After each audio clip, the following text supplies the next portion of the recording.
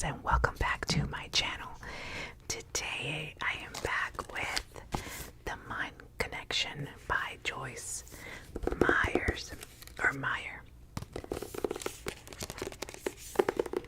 I'm going to be reading chapter 4.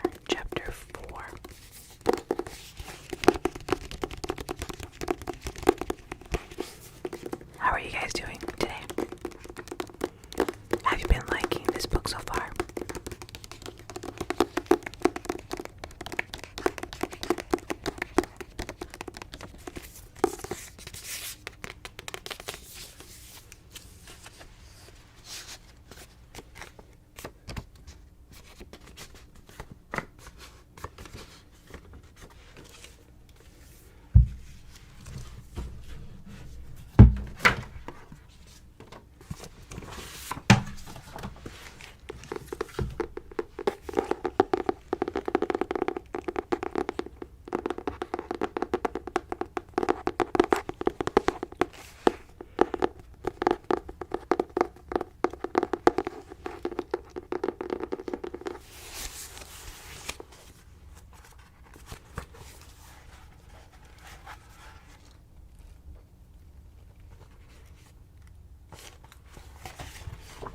Okay, chapter 4, choose your attitude.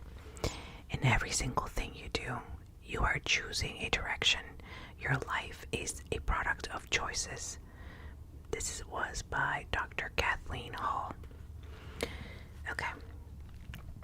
I came across a story about an incredible choice the community of Newtown, Connecticut made after the tragic shooting at Sadie Hook Elementary School rocked their community in December 2012. It all started with a family that made an important choice.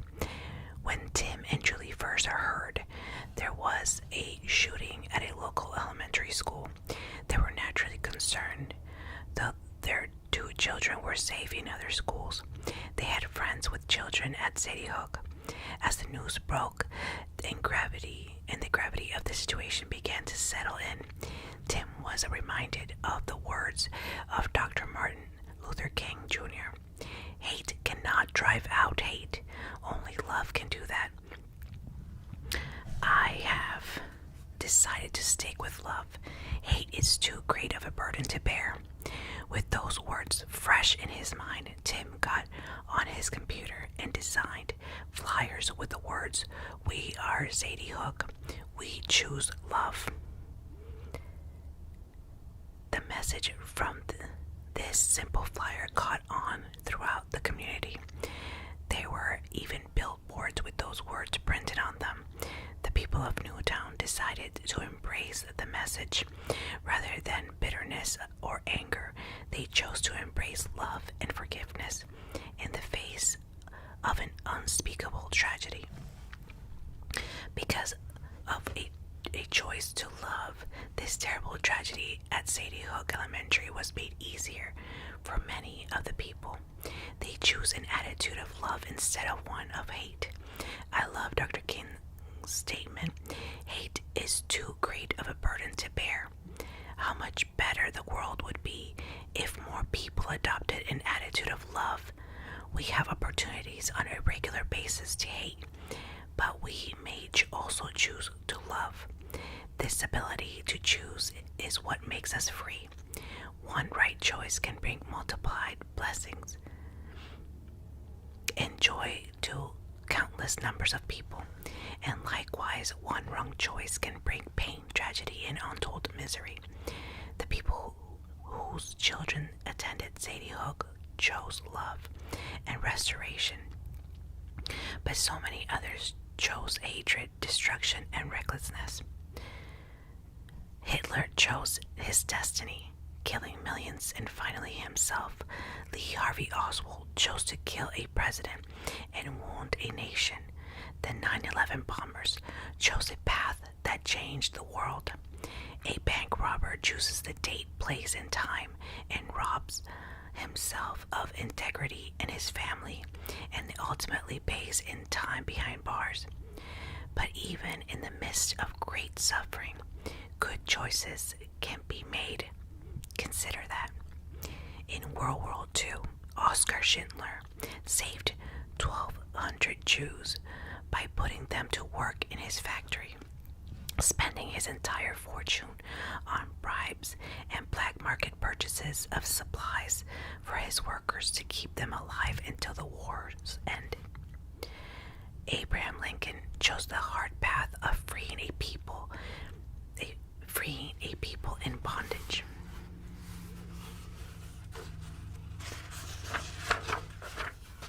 Mother Teresa forsook all to help the poor and became a world figure. The power of choice is quite amazing and has far-reaching effects. We should all give more serious thought to the choices that we make and the impact they have. Maintaining a good attitude. Choosing to live with a good, godly, positive, loving attitude is something that hopefully each of us will do. We should not bounce back and forth between good and bad, godly and ungodly, positive and negative, and love and hate. As God's word says, choose life. See Deuteronomy 30:19. Choose what will produce life for you and all those whom you influence throughout your life. Famed tenor Luciano Pavarotti recalled that his father gave him some very wise advice regarding the power of choice. When Pavarotti was young, he worked diligently under the tutelage of Ariago Pola to develop his voice. However, he also enrolled in a teacher's college, not sure if music would pan out as a career. Upon graduation, Pavarotti was unsure which career to pursue, music or teaching. He asked his father, "What should I do? Should I sing or teach?" His father replied with these words, "If you try to sit on two chairs, you will fall between them. For life, you must choose one chair." Even though it took him several more years to continue practice and hard work before he made his first professional appearance, Luciano Pavarotti never regretted his decision to pursue music wholeheartedly. He would say later in life, commitment, that's the key. Choose one chair. Luciano was choosing a career, and we are choosing an attitude to live with. But the principle is the same. It is unwise to be content to have a good attitude only when things are to our liking, and then transition to a bad attitude when they aren't. It takes no courage or real strength to have a good attitude when things are good, but to maintain one throughout life, no matter what our circumstances are, that takes a strong commitment. It is exciting to me to know that I can choose my attitude. My gender is chosen for me. I have no choice in my eye color, my height, and many other things, but my attitude is something I can choose. Good thoughts always precede a good attitude, and we cannot have one without the other. A good attitude makes life seem good, even if it is difficult. People may wonder how you could possibly be happy with troubles you have. But your secret is simply maintaining a good attitude. An attitude that says things will be made right in the end. An attitude that is hopeful when others are giving up. You may be thinking, well, that sounds nice, but is it very hard to do? Actually, it is harder on us to have a bad attitude than a good one. I watched my father have a bad attitude all his life, and he was one of the most unhappy and miserable human beings I ever knew. His inner thought, life, and the resulting attitude left him with a continual scowl on his face. Even when he answered the phone with hello, he sounded as if he was irritated that he had to do so. Not everyone with a sour attitude is a negative, as he was. But to have one at all is never productive. Our attitude actually affects our posture and facial expressions.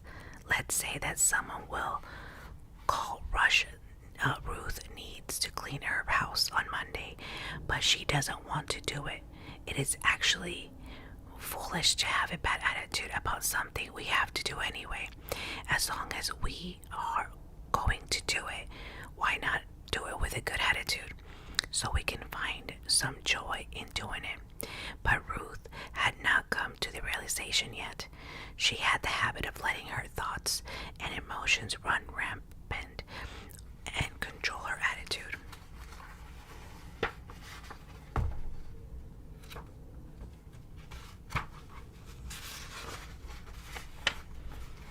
Ruth cleans, but she does it with a disgusted look on her face and with her shoulders slumped over, clearly expressing her dislike for the task at hand. All day she thinks about how hard she is working and how she wishes that she could be out with friends, having a good time, or lying on the sofa and watching television. Ruth had a spacious and beautiful home that she should have been expressing gratitude to God for as she cleaned. She could have been enjoying all the nice things God had provided for her, but she was blinded by her bad attitude and self-pity. Her mood got worse as the day went by, because attitudes and moods are connected. By the time her family got home, she was so upset that she began to find some fault with each family member. She told her husband that he didn't help her enough, even though he had a job that required a lot of him physically. She told her son that he was always messy and only made more work for her. Her daughter was chastised for not trying harder in school. Even the dog got in trouble for getting water on the floor while trying to drink. I well remember days like this when I let a self-centered, self-pitying attitude ruin my day and cause me to be cranky with my family. I can assure you that whatever I have to do to maintain a good attitude now is worth it. It is easier on the health and everyone around me, as well as making life enjoyable. Attitudes to avoid. Because I have a lot of experience with self-pity, it is one of the attitudes I definitely avoid, and I encourage others to do the same. Thing. Self-pity is truly pitiful. It is actually idolatry, because we are turning inward and idolizing ourselves. We think insensibly about ourselves and all the ways in which we are mistreated or disadvantaged. If we truly look at what others have, there are plenty who probably have much less than we do. When we allow our mind to rotate around and around on all the things we don't like about ourselves, we have no peace of mind. I read about a study Duke University did on a subject of peace of mind. There were several factors listed that contributed to mental and emotional stability, but two things really caught my attention: choosing not to waste energy fighting against things you cannot change, and refusing to live in self-pity. Both of these decisions helped foster peace of mind and contributed to a happier life. Your life may not be perfect, and perhaps you're not as appreciated as you should be, but feeling sorry for yourself will never change it. Use your energy for something useful instead of useless. Self-pity is a trap. It is like being in a prison in solitary confinement. all that it is in our thinking is how bad off we are. We live in the darkness of selfishness and fail to see how truly blessed we are in many ways. An impatient attitude is another bad attitude to avoid. It brings a lot of stress into our lives because of the simple truth is that we all have to wait on things we want and desire, so we might as well learn to wait patiently. Here is a short story that gives us a hint about how to do it. A man observed a woman in the grocery store with a 3-year-old girl in her basket. As they passed the cookies section, the little girl asked for cookies, and her mother told her no. The little girl immediately began to whine and fuss. The mother said quietly, "Now, Monica, we have half of the aisles left to go through. Don't be upset. It won't be long." Soon they came to the candy aisle, and the little girl began to shout for candy. And when told she couldn't have any, she began to cry. The mother said, There, Monica. Only 2 more aisles to go, and then we'll be checking out." When they got to the checkout stand, the little girl immediately began to clamor for gum and burst into a terrible tantrum upon discovering there would be no gum purchase. The mother patiently said, "Monica, we'll be through this checkout stand in 5 minutes, and then you can go home and have a nice nap." The man followed them out to the parking lot and stopped the woman to compliment her. "I couldn't help noticing how patient you were with little Monica," he said, whereupon the mother said, "I'm Monica. My little girl's name is Tammy." Author unknown. Sometimes we have to talk ourselves during difficulty in order to keep convincing ourselves that we can be patient and make it through the difficulty. The fruit of patience, it is in us as the children of God, but we do have to use self-control in order for it to manifest.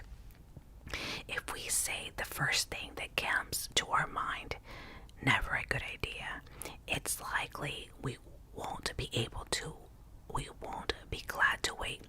The flesh is just impatient, but thankfully it can be controlled and even restrained. Some people think one step ahead of where they actually are, which can cause frustration. One of the best ways to be patient is to keep your mind focused on what you are currently doing. Don't be so focused on the destination that you fail to enjoy the journey. We live in a fast-paced society where everything moves quickly, and it is easy to get caught up in the cycle of hurry. However, it is not good for us, and it usually ends up causing us to have a short fuse when things don't go our way.